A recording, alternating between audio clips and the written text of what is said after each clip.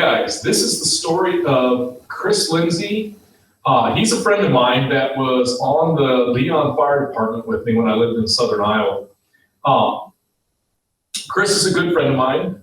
Chris knows that I tell this story. I mean, every year I call him up and say, hey, Chris, I'm doing the story again. And we have a good laugh about it and move on, because the story does not make Chris look very good. It kind of paints him in a little bit of a bad light, but I always qualify this with, I made him my lieutenant. I made him second in command of my team. Chris and I are good friends, and if my life on any kind of emergency and having somebody with me, I would want Chris to be there, because he is absolutely outstanding when it comes to covering and taking care of business. And you have to understand, Chris is a 6'4", 300-pound NFL linebacker, built like a tank, arms about this big around, all over the place. Absolutely terrifying to look at. This is one big Southern boy. And this story is about his first time on the fire department, his first call that he ever went to as a firefighter. And unfortunately for him, his first call was weather spotting with me. And that's probably the bad stuff that happened was probably my fault, because I have zero fear of storms. I enjoy that kind of stuff. It's one of my favorite parts of being a firefighter, is to have those things available to do. I enjoy the weather spotting piece. So, all right, so getting into the story. So it was Chris's first day, and when you first get on the fire department, we bring you up to the station. And once you're up to the station, we hand you your gear. We hand out, put your gear on, we give you your pager, we walk you through how to get to the station, where to park, where to go. We kind of run through all the pieces that it takes to be to get to a call, because you're live. Once we hand you your pager, you're on duty, and you are 24 hours a day, 7 days a week, 365 days a year. As a volunteer, you're always on call, ready to go. And so we gave Chris his pager and told him how to use it, and sent him on his way. That was about 10 o'clock in the morning. About 4 o'clock that afternoon, we get our first call. I mean, this is Chris's first day, and how lucky is that? He gets his first day, he gets his first call. Unfortunately, that first call was weather spotting, and when the pager goes off, it does something like, it goes kind of like beep, beep, beep, beep, beep, beep, beep, beep, beep, beep, beep, beep, beep. Leon Fire. The National Weather Service has issued a severe thunderstorm warning. Weather spotters, please take your positions. Which basically means when we go weather spotting, we drive out into the country, we park on top of hills and stuff where we can see everything, and we watch the sky. And if we see a tornado, we call it in and they pull the tornado sirens. There's actual people out doing that. So when a tornado siren goes off in Mason City, there's people sitting around outside Mason City watching the sky saying, oh, it's bad enough, pull the sirens.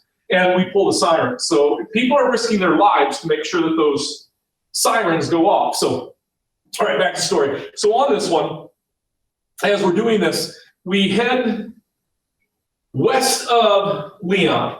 So let me get my directions straight. So we go this way. We're going west out of Leon. We drive all the way out. We get to the interstate, because the weather spotters, the National Weather Service, has reported a funnel cloud or tornado 3 miles south of Highway 2, the highway we're driving west on Interstate 35. So I'm thinking if it's all the way down there, it's 3-4 miles down that way, it's coming up, it's supposed to be moving off to the west, so we drive out of town this way.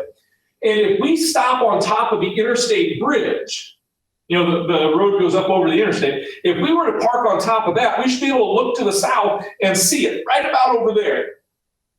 And so we drive over there, and it's raining, it's windy. There's a little bit of hail coming down here and there. The wind's blowing, black clouds all over the place. And as we're driving, I just noticed Chris's hand slowly goes up and grabs the handle. And he's got a grip on it. You can kind of, you see that he's gripping it pretty hard, but he's talking to me at this point. And we're driving out there. Oh, yeah, this is a neat storm. Yeah, that's kind of cool for your first day out. Yeah. And so we're chatting a little bit. And so we get out to the interstate bridge. Now to the south, so there's an on-ramp right here and an exit ramp on this side. So we actually go down the on-ramp towards the south, but I don't want to park there, facing that way. Because if the tornado comes at us, I would have to actually back up to get to safety, and I don't want to back up, I just want to hit the gas and go. So I go down the ramp a little bit, and I turn around. So the tornado's over here, but I'm facing this way. So if I'm doing this right, the tornado should be off my backside right over here somewhere. That's where I should be able to see it. So I can teach Chris what to look for. I didn't want to put it on his side of the truck and make him responsible for weather spotting. If he's responsible for weather spotting, he doesn't know what's going on. So that really doesn't work in the scheme of things. So we sat there and we turned around and we parked there. Again, wind's blowing, the truck's rocking a little bit. Chris has got his hand up there yet, but he's still talking to me. And so as we're sitting there, rain's coming down, I'm looking for the tornado and I can't find it. And I'm thinking, well, it could just be funnel clouds or rotation up top that they saw. There may not be a tornado on the ground. It could just be something like, false image on the radar, something like that.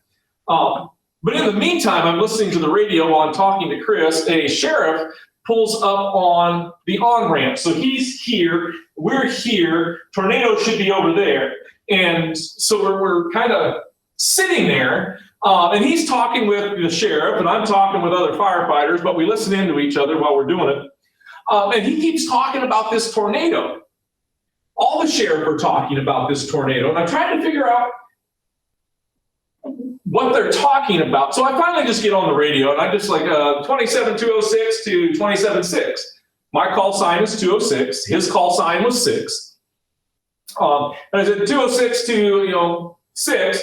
Hey, and he's like, hey Rob, what's up? What can I do for you? And I'm like, hey, Jacob, where's the tornado? I don't see it. And he goes, oh, Rob, we've got it spotted. It is on the ground 3 miles behind you, coming straight up the interstate. You're probably in a bad spot. I was getting ready to tell you to move. All right, 2 things happened at this point in time. One, I was like, oh boy, we need to move. And Chris stopped blinking. You could see veins sticking out in his arm as he started gripping the handle. And he put his other hand down on the seat and started squeezing. He wasn't breathing right. He was still breathing at this point. Veins sticking out, eyes wide, panic in his demeanor. And I'm thinking at this point in time, this is not good, guys. My backup is petrified of storms, and he's now incapacitated. If something happens, he's worthless. And the worst part is, if he strokes out, I've got to put my lips on his to bring him back to life. I'm not excited about this situation that I'm in. So I keep talking to him because that's the most important thing you can do to get people to calm down. Talk to them, get them to think, give them something to do, those kind of things. So I keep talking to him and asking him and talking to him about things. And I'm thinking, okay, we need to move. So I was like, Chris, we're going to go back towards town, the other way, about 3 miles.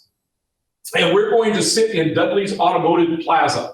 And this is a car lot in the middle of the country. It's kind of weird. It's a Southern Iowa thing. Go with it.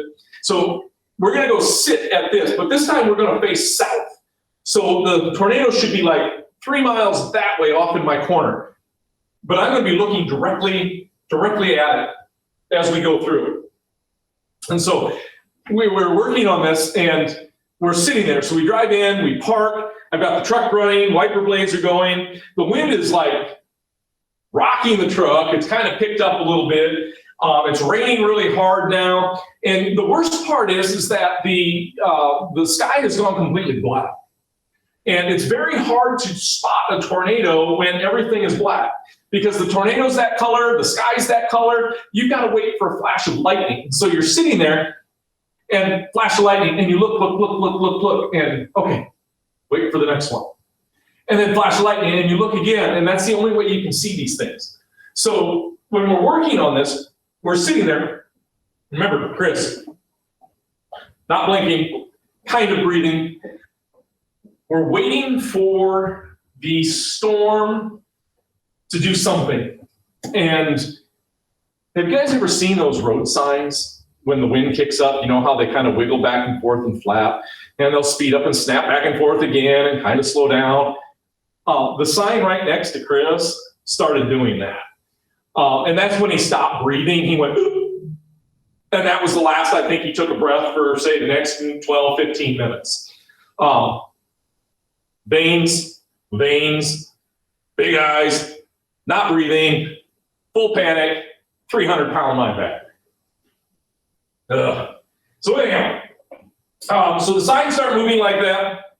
And once the sign starts moving like that, I'm getting a little nervous myself because that means the winds are picking up. There's now debris in the air, like cornstalk leaves and little branches and tree leaves. They're all starting to blow around and shift around us kind of all over the place. And so I'm starting to get a little nervous about this whole thing. So I'm looking at Chris. He's gone. He's lost. He's out. I honest to God thought he was going to open the door and start running at that point, and which would have been the worst thing he could have done in the middle of a bad storm is jump out onto the road. It would have taken me like 5 miles to pick him up. He was ready to go. So I'm looking at him thinking, I've got to get him calmed down, but it's getting bad out there. Even I was starting to get a little nervous about things. So I looked at Chris and I said, Chris,